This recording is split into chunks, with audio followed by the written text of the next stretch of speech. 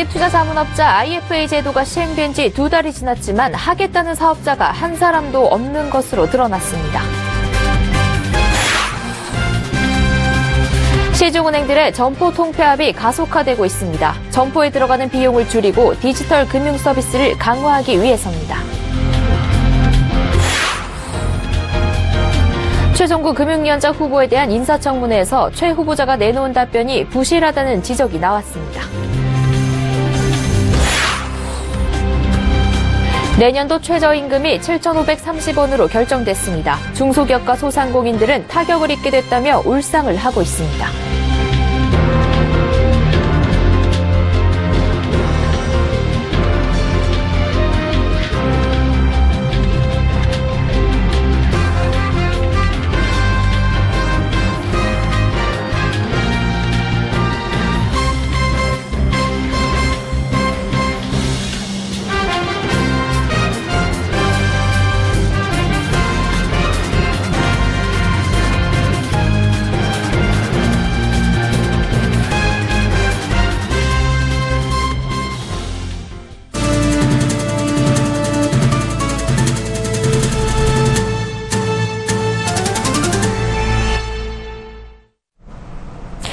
시청자 여러분 안녕하십니까? 센 경제연장 양한나입니다.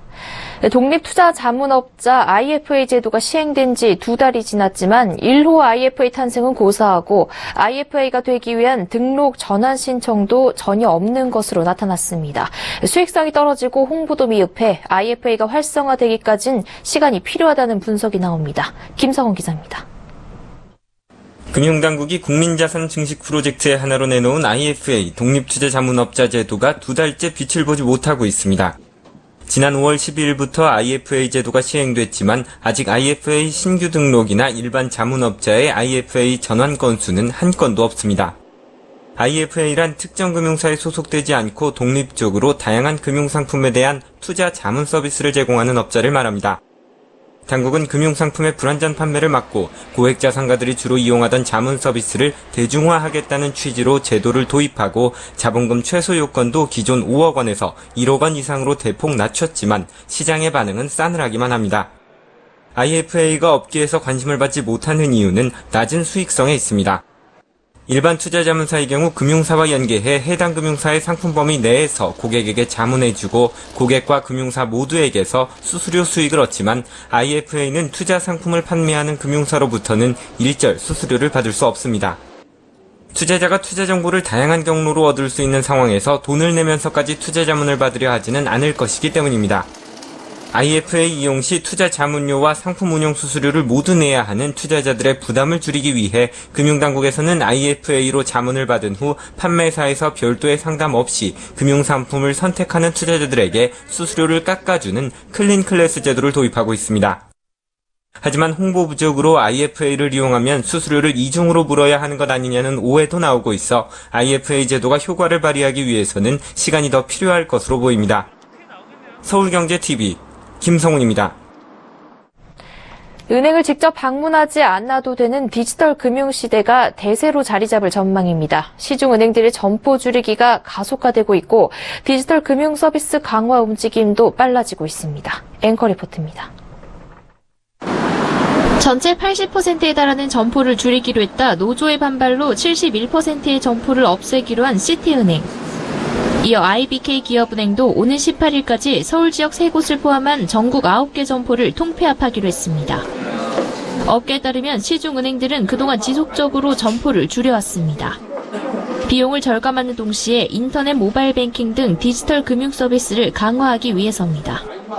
KB하나은행은 지난 2015년 3월부터 올해 3월까지 3년간 점포 수를 12.06% 감축했고 우리은행은 같은 기간 9.28% 줄였습니다. 한국스탠다드차타드은행은 7.78%, KB국민은행은 6.93%의 점포를 없앴습니다. 은행들은 이렇게 기존 점포를 없애는 대신 증권, 보험을 함께 이용할 수 있는 복합 점포를 열고 있습니다. 새로운 먹거리로 떠오르는 자산관리와 VIP 고객 등을 유치하기 위해서입니다. 동시에 고객을 직접 찾아가는 태블릿 브랜치 영업이나 비대면 디지털 서비스를 강화하고 있습니다. 올해 하반기 은행권은 특히 디지털 금융시장을 공략한다는 방침입니다. 신한은행은 지난달 기존에 분산돼 있던 디지털 관련 사업 전략을 총괄하는 디지털 그룹을 신설했습니다. KB국민은행도 본부 조직을 디지털 경영 환경에 맞게 전환하기 위한 논의에 들어갔습니다. 이 같은 은행의 점포 통폐합 움직임을 두고 일부에서는 소비자 피해를 우려하는 목소리도 나옵니다. 서울경제TV 양한나입니다. 오늘 오전 국회 정무위의 최종구 금융위원장 후보자에 대한 인사청문회가 열렸습니다. 이달 초 내정 이후 최 후보자에 대해선 여야 모두 임명에 큰 이견이 없는 것으로 알려져 왔는데요. 그래서 마음이 좀 편했던 걸까요? 청문회 내내 원론적인 답변만 계속하며 비교적 준비가 덜 된 듯한 인상을 심어줬습니다. 정은규 기자입니다. 비교적 쉬운 과정이 예상됐던 최종구 금융위원장 후보자에 대한 국회 청문회가 가족들의 재산 등 자료 제출 문제를 놓고 시작부터 잡음을 빚었습니다. 인사청문회는 이 첫 출발 자체가 자료 제출인데 지금 최종구 후보자는 본인 자료 제출 이외에는 일체 가족에 대한 자료를 거부하고 있습니다. 최 후보자는 1185건의 자료 제출을 요구받았는데 이 중 215건을 제출하지 않았습니다. 청문회 시작 후 30분 이상 지나서야 시작된 본 질의는 정책과 소신 검증이 줄을 이뤄 비교적 차분한 분위기 속에 진행됐습니다. 그러나 이번엔 소신을 드러내지 않거나 원론적인 답변만 늘어나 문제가 됐습니다. 금융에서 우선 할 수 있는 부분들이 어떤 것이 있을지 그건 좀 앞으로 고민을 해보겠습니다. 앞으로 고민하시면 안 되고 이건 준비돼 갖고 나오셔야 하는 문제입니다. 그러니까 최 후보자는 금융 최대 현안인 가계 부채에 대해 증가 속도를 관리하면서 취약 계층에 대한 지원을 강화해야 한다는 원론적인 답을 내놨습니다. 또 문 대통령의 공약인 금융감독원의 소비자 보호기능 분리에 대해서는 각 방안에 대한 장단점을 살펴봐야 한다는 취지의 답변을 했고 금호타이어 매각과 관련해서는 채권단에 맡겨야 한다며 본인의 생각을 드러내지 않았습니다. 최 후보자는 지난 3일 내정 직후 마련한 기자간담회에서 각종 금융 현안에 대한 구체적인 정책은 청문회에서 성실히 답변하겠다고 밝힌 바 있습니다. 그러나 보름이 지나 열린 청문회에서 크게 달라진 모습은 보이질 않았습니다. 서울경제TV 정은규입니다. 내년도 최저임금이 사상 최대폭으로 올라 7,530원으로 결정됐습니다. 시간당 최저임금을 10,000원으로 올리겠다던 문재인 정부의 소득 주도 성장 정책이 첫 발을 내디딘 건데요. 그러나 당장 영세한 자영업자와 소상공인의 충격은 상당해 차라리 점포를 접고 아르바이트를 하는 게 낫다는 얘기도 나오고 있습니다. 이에 정부는 완화책으로 최저임금 인상에 따른 3조 원대 인건비 지원책을 내놨지만 중소기업과 소상공인은 여전히 울상입니다. 김혜영 기자입니다. 내년 최저임금은 7,530원. 올해보다 16.4% 인상된 금액으로 인상률로 따지면 지난 2007년 이후 11년 만에 두 자릿수 인상입니다. 이는 문재인 정부의 소득주도 성장 정책이 본격화되는 신호탄입니다. 정부는 신용카드 수수료 대폭 인하하고 자영업자들의 경영 환경을 안정시키겠다 이런 강한 의지가 있는 거거든요. 그게 이루어지지 않으면 소득주도 성장론 자체가 첫걸음인데 그 첫걸음부터 헝클어지는 거기 때문에 정부에서도 굉장히 이 부분에 대해서 지금 소미의 그런 관심을 두고 있는 거죠. 앞서 문재인 대통령은 대선 공약으로 2020년까지 최저임금 10,000원을 내걸었습니다. 경제가 성장해도 그 효과가 중소기업과 취약계층으로 확산되지 않으면서 이른바 낙수 효과가 실종된 데다 소득 분배 구조 악화로 사회 양극화가 갈수록 심화되었기 때문입니다. 국민 소득을 높여서 내수 등 소비를 활성화하겠다는 취지는 좋지만 중소기업과 소상공인들의 부담은 상당합니다. 중소기업과 소상공인들은 감내하기 힘든 상황이라고 하소연하고 있습니다. 고용을 줄이거나 폐업까지 고민해야 할 처지라는 겁니다. 개인적으로도 부담이 되는 것도 사실이고 경기도 안 좋아지는데 최저임금이 거기에 엎친 격으로 상황이 더 악화되는 그런 경우겠죠. 저 또한 알바를 시간을 좀 줄이고 제가 직접 하는 식으로 그렇게 좀 고민 중이에요. 이에 정부가 내놓은 대책은 나랏돈 지원. 내년 최저임금 인상률에서 최근 평균 인상률을 제외한 9%, 약 절반 이상의 추가 인건비를 국민 세금으로 직접 지원해 영세기업의 부담을 줄여주겠다는 겁니다. 정부가 직원 30명 미만 기업에 자금을 줄 경우 3조 원이 소요될 것으로 추산됩니다. 또 정부는 이달 말부터 영세 중소가맹점에 대한 신용카드 수수료율을 현재 약 2%에서 0.8%로 절반 이하로 낮추고 임대인의 일방적인 계약 해지 방지를 위해 임차인의 계약갱신 청구권 행사 기간을 지금의 5년에서 10년으로 늘리는 방안도 내놨습니다. 당장 정부는 인건비 직접 지원이라는 유례없는 대책 등을 내놨지만 영세한 중소기업과 소상공인은 가뜩이나 벌이가 신통치 않은 터에 최저임금까지 올라 줄 폐업이 불가피하다고 호소하고 있습니다. 서울경제TV 김혜영입니다. 김상조 공정거래위원장이 폐지 목소리가 높은 전속 고발건에 대해 문재인 대통령 임기 내 폐지될 수도 있다고 말했습니다. 공정위 소관 6개 법률에 들어있는 전속 고발건을 한꺼번에 폐지하면 시장에 미치는 영향이 큰 만큼 점진적으로 폐지 수순을 밟겠다고 설명했습니다. 시민단체와 소액주주 등도 대기업에 대해 고발건 행사가 가능해질 것으로 관측됩니다. 보도에 정창신 기자입니다. 김상조 공정거래위원장이 재계 대표들을 만나 전속 고발권을 단계적으로 폐지할 것이라고 강조했습니다. 김 위원장은 오늘 서울중구 대한상공회의소에서 열린 공정거래위원장 초청 CEO 조창간담회에서 이같이 밝히고 특히 문재인 대통령 임기 중에 완전 폐지도 가능할 것이라고 예상했습니다. 전속 고발권은 공정거래법을 비롯해 가맹사업법, 대리점법, 하도급법, 대규모 유통업법, 표시광고법 등 6개의 법률에 대해 적용되고 있습니다.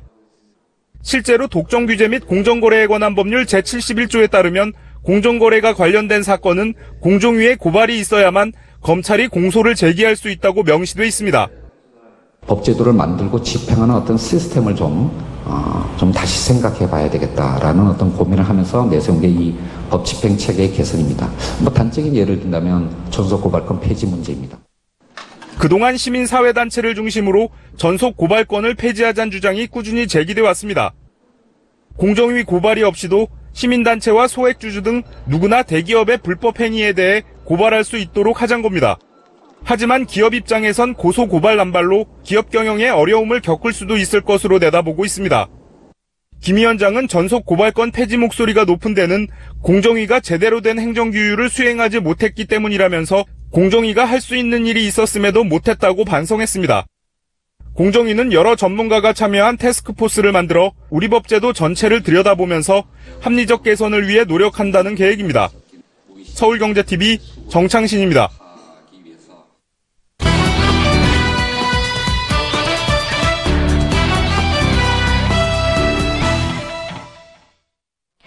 드론은 이제 특별한 기계가 아닐 정도로 주변에서 자주 볼 수 있습니다. 취미용으로 많이 활용되고 있는 드론은 산업 현장에서도 급속도로 성장하고 있는데요. 중국이 전 세계 드론 시장을 선도하고 있는데 후발주자인 우리나라는 아직 시장 형성조차 안 되고 있습니다. 왜 그런 것인지 이보경 기자와 이야기 나눠보겠습니다. 안녕하세요. 안녕하세요. 네, 요새 한강 같은 데 나가보면 드론 날리고 있는 모습 자주 볼 수 있는데요. 드론 기술이 발달하면서 이렇게 다양하게 쓰이고 있는 것 같은데 드론 서비스가 어떤 것들이 있는지 좀 소개해 주시죠. 네. 영상 보시면서 소개해드리겠습니다. 인천의 한 해수욕장인데요. 드론이 날아오릅니다. 이렇게 이륙한 드론은 날아다니면서 해수욕장 상황을 찍어서 관제 차량 모니터로 전송해줍니다. 영상에 물에 빠진 사람이 포착되면 바로 구조 전용 드론이 날아오르고 사고 지점에서 튜브를 떨어뜨립니다. 바로 이어서 119가 물에 빠진 사람을 구조합니다. 이 드론이 바로 영상을 찍어 보내주고 구명 장비까지 전달하니까 1분 1초가 바쁜 사고 상황에서 대처가 용이해진 겁니다. 또 드론에 찍힌 영상에서 사람의 얼굴도 분간할 수 있는데요. 사진과 실제 얼굴을 비교해서 미아나 범죄자 등을 찾아내는 데도 사용될 수 있습니다. 또 드론에 열 화상 카메라를 붙이면 산불 현장을 관측할 수도 있습니다. 따라서 종합적인 판단을 내리고 빠르게 대응을 할 수 있게 됩니다. 이렇게 드론의 LTE 기술이 더해지면서 사람이 접근하기 힘든 지역에서 발생한 이 재난에 대응을 하거나 구조 활동을 하는 데 크게 도움이 될 수 있을 것으로 보입니다. 관련자 얘기 들어보시죠. 재난 환경에 처했을 때 그 인간이 감지하는 게 아니고 그 장착되어 있는 3차원 감시망에 의한 처리 알고리즘 그래서 빠르게 알아볼 수 있고요. 또 그 거리에 제한 없이 또 정보들을 빨리 송신하고 수신할 수 있다는 게 이제 장점입니다. 네. 드론이 생활 속으로 밀접하게 들어오는 만큼 시장도 커지고 있는 것 같은데요. 드론 시장 규모는 어떻게 되나요? 네. 공원에 나가보면 요새 우리나라에서도 드론 날리는 사람 자주 볼 수가 있는데요. 이 취미용 드론 외에 산업용 드론도 굉장히 급속도로 성장하고 있는 상황입니다. CJ 대한통운이 작년부터 사람의 조종 없이 센터 곳곳을 스스로 비행하면서 카메라로 유통기한 등 화물 정보를 수집하는 드론을 시험 중에 있고요. 또 작년 11월 한 달간 강원 영월군에서 국내 최초로 물류 배송 실험도 했습니다. 또 미국의 아마존 기업은 지난해 12월 말 드론 택배를 영국 런던에서 시연하는 데 성공한 바 있고요. 또 이 밖에 농약 등을 뿌릴 수 있는 농업용 드론을 비롯해 운송과 건설, 측량, 보안 등 다양한 산업 분야에서 드론이 활용이 되고 있습니다. 또 시장 조사 업체인 가트너는 올해 전 세계 드론 시장의 규모를 작년보다 34.3% 증가한 60억 4천만 달러로 예상을 했습니다. 주로 사진과 동영상을 촬영하는 데 쓰이는 개인용 드론 시장 규모는 23억 6천만 달러나 되고요. 또 택배나 재난구조와 같은 상업용 드론 시장 규모는 36억 8천만 달러로 추정이 됐습니다. 네, 이렇게 드론 시장이 전 세계적으로 빠르게 커지고 있는 것 같은데 현재 우리나라 드론 산업 수준은 어느 정도인가요? 네. 우선 전 세계에서 현재 드론 제조 분야에서 1위 기업부터 살펴보면 이 중국의 DJI인데요. 2006년에 중국 선전에서 벤처기업으로 시작했습니다. 이 기업은 10년 만에 전 세계 민간 드론 제조 시장의 70%를 차지한 기업이 됐는데요. 기업 가치는 11조 원을 넘어섰습니다. 이 DJI를 비롯해서 중국의 드론 업체들은 세계 최초의 유인 드론을 개발하는 등 앞선 기술력으로 시장을 선점해 나가고 있습니다. 중국이 이렇게 드론 시장을 장악할 수 있었던 건 규제가 열려있기 때문인데요. 중국은 드론 관련 규제가 네거티브 규제로 돼 있습니다. 그러니까 이것만 된다라는 것이 아니라 이거 빼곤 다 된다 이렇게 법에 규정돼 있는 건데요. 이렇게 열린 규제 덕에 다양한 테스트도 가능하고 자연히 시장도 성장할 수 있었던 겁니다. 반면에 우리나라 드론 산업의 경우에는 규제에 가로막힌 상황인데요. 지난 1년간 드론 분야에 대한 규제 완화가 상당하게 많이 이뤄졌지만 여전히 갈 길이 멀다는 평가를 받습니다. 한국에서 드론을 테스트할 수 있는 지역은 부산과 대구, 강원도 영월, 또 전주, 고성 등 7개 지역에 불과합니다. 또 휴전선 근처에서는 물론이고 항공기와 충돌할 가능성이 있는 비행장 반경 9.3km 이내인 곳에서도 비행이 금지됩니다. 그러니까 서울에서는 거의 모든 지역에서 드론을 날릴 수 없는 겁니다. 또 규제 기관도 레이싱과 같은 드론 게임은 문체부, 또 모터와 같은 부품은 산업통상자원부, 또 소프트웨어 기술은 미래창조과학부 등으로 제각각입니다. 물론 안전의 위험도 있고 또 남북한 대치 상황도 있는 우리의 특수 상황에서 어쩔 수 없다는 지적도 있지만 드론 산업이 앞으로 신성장 동력이 될 것이라는 분석이 나오고 있는 상황에서 선진국 수준의 규제 완화는 필요하다는 목소리가 높아지고 있습니다. 네, 드론 시장의 성장과 문제에 대해 이보경 기자와 이야기 나눠봤습니다. 오늘 말씀 고맙습니다.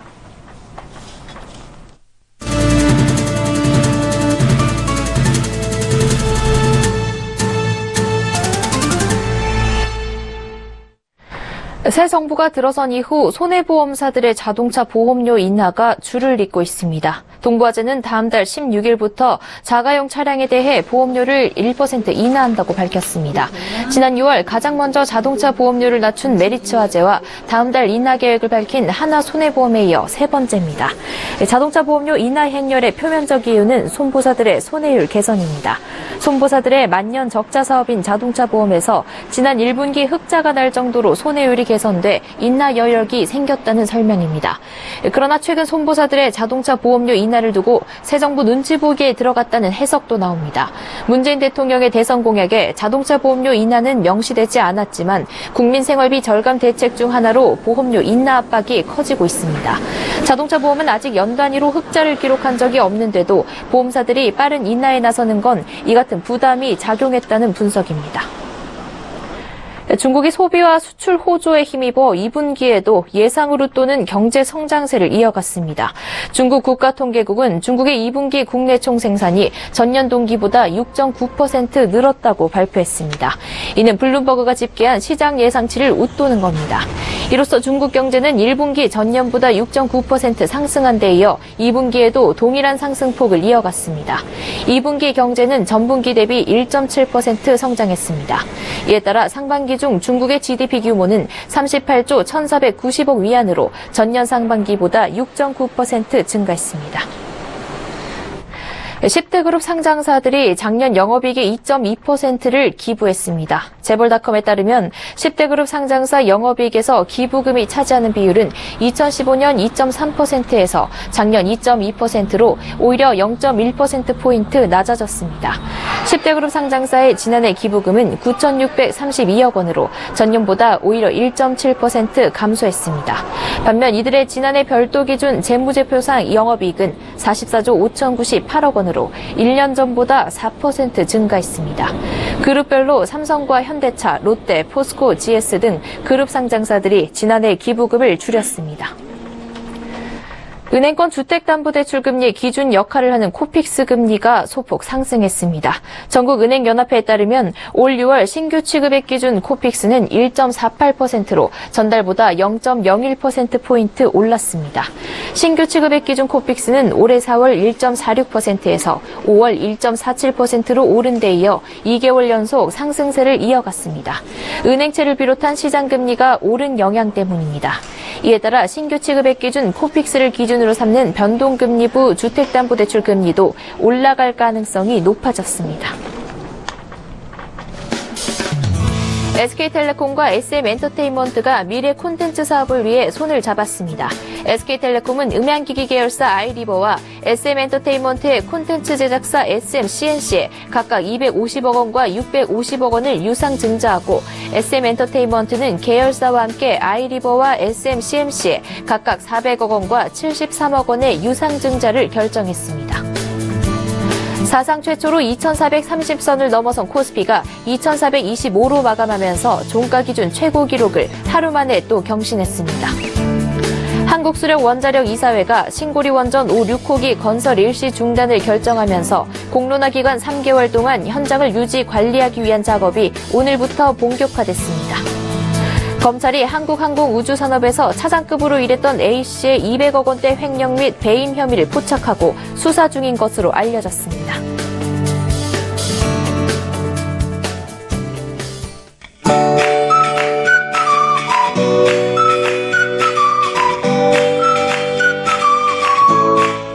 안녕하세요. K웨더 라이프스타일 예보 첫입니다. 현재 서울과 경기 남부, 충청부와 호남 지역으로 소나기가 오는 곳이 있는 가운데 충남 보령에는 호우특보까지 발효됐습니다. 앞으로 충청과 전북, 전남 북부 지역으로 50에서 80, 많은 곳 200mm 이상의 소나기가 더 쏟아지겠고요. 그 밖에 전국 곳곳으로도 10에서 40, 많은 곳 60mm 이상의 소나기가 더 내리겠습니다. 충청 이남 지방의 비는 아침에 그치겠고요. 소나기는 내일 새벽까지 이어지다가 낮이 되면 다시 내리는 곳이 많겠습니다. 습한 가운데 폭염도 이어집니다. 현재 동해안과 남부 지역으로 폭염특보가 내려진 곳이 많은 가운데 내일도 낮 기온 서울 31도, 대구는 36도까지 올라 무더운 날씨를 보이겠습니다.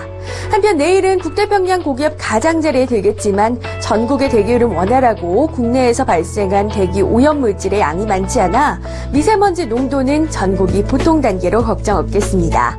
다음은 자세한 지역별 내일 날씨를 나절 예보를 통해서 살펴보겠습니다.